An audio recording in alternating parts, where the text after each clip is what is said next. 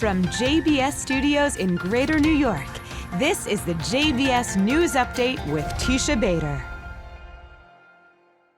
I'm Teisha Bader with the JBS News Update for Wednesday, August the 7th, 2024.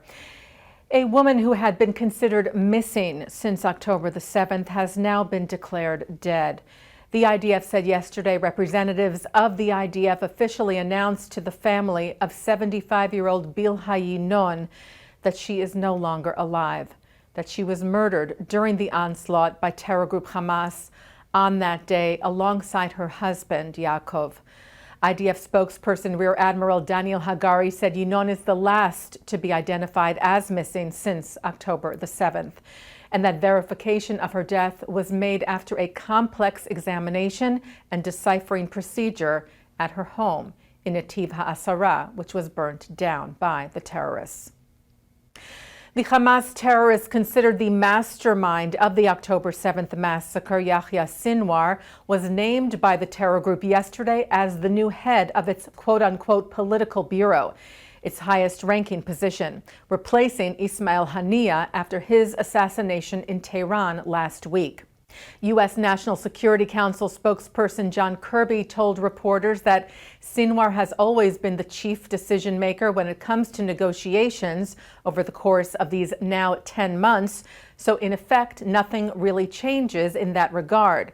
Kirby saying of Sinwar he has an awful lot of blood on his hands, including American blood, and that he needs to decide now to take this deal, referring to the hostage deal being negotiated with Israel.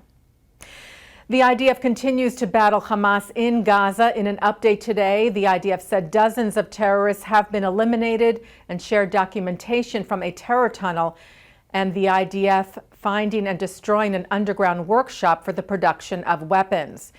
Israeli fighter jets also struck Hamas rocket launchers near humanitarian aid warehouses in southern Gaza that were used in recent attacks. The IDF condemning Hamas for using civilian areas as human shields. Last night, several rockets were fired from Gaza at southern Israel. One was intercepted, the others fell in open areas. No injuries were reported. And rockets continue to be fired at northern Israel by terror group Hezbollah in Lebanon, as well as explosive-laden drones, several of which fell today in open areas in the Golan Heights. No injuries were reported there. Earlier today, the IDF said it eliminated a commander in the anti-tank field of Hezbollah, among other threats. Turning now to Paris for the Olympic Games, Jewish-American wrestler Amit Elor won a gold medal yesterday. Elor, the daughter of Israeli parents, spoke in Hebrew to the Israeli press, thanking Israelis for watching her. She also displayed a yellow pin for the hostages. The official memorial ceremony for the 11 Israeli athletes murdered at the 1972 Olympic Games in Munich took place yesterday at the Israeli embassy in France, marking nearly 52 years since the tragedy, which occurred from September the 5th through the 6th of 1972. The head of Israel's Olympic Committee, Olympian Yael Arad, took part in the ceremony along with family members of the Munich 11. Israel's President Isaac Herzog delivered a video message sharing in the grief of the families, saying the pain is everlasting and the wound remains. Herzog said in these difficult days, the Olympic spirit that epitomizes the good of humanity must win. He also noted the commitment of Israel, the Jewish people, and of humanity to return the hostages who remain held in Gaza, now for 306 days. Herzog also released a message to Jewish communities around the globe as Israel marks 10 months since the Hamas massacre and since the hostages were taken captive by Hamas, reassuring that Israel, despite the threats against it, is strong. We have the capacity to confront our enemies and to defeat them. Herzog touting Israel's highly motivated military as well as its critical allies. We have strong and enduring alliances that are committed to protecting not only Israel, but the rules-based world order we are fighting for. And we are so grateful to them, especially to our closest ally and friend, the United States of America, which is leading the coalition actively defending the values of life and liberty. But Herzog stressed, he said, beyond all of that, we carry another most precious resource.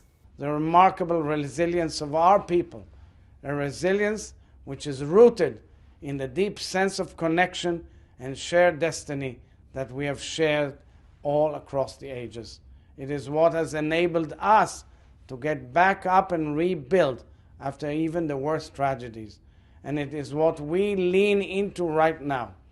I want to say to our sisters and brothers everywhere that the depth of our connection and our caring is mutual. We in Israel also see the anxieties, concerns, and vulnerability of Jewish communities around the world. And just as you carry us in your hearts, we carry you in our hearts too.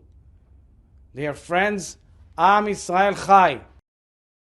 Taking a look now at our programming for tonight on JBS for Wednesday, August the 7th at 7 o'clock. It's David Harris on Defending Israel. At 7:30, Shahar Azani is joined by Lea Peskin, Jonathan Huppert, and Dr. Danny Derby for a discussion on treating patients with combat-related PTSD. At 8, Mike Burstyn and Perla Karney celebrate Jewish heritage and converse in Yiddish as they share pastrami, chopped liver, and other favorite dishes of Factor's famous Deli in Los Angeles. At 8:30, explore Jerusalem's Mahane Yehuda open-air market with tour guide and Jewish food researcher Joel Haber. At 9, Gil Chovav is on L'chaim. At 10, Benjamin Anthony trains with IDF soldiers and tours Israel's Carmel market on Israel Outside In. At 10:30, it's an encore of the news, and coming up next, Thinking Out Loud. And that's the JBS News Update for Wednesday, August the 7th, 2024. I'm Teisha Bader. Am Yisrael Chai.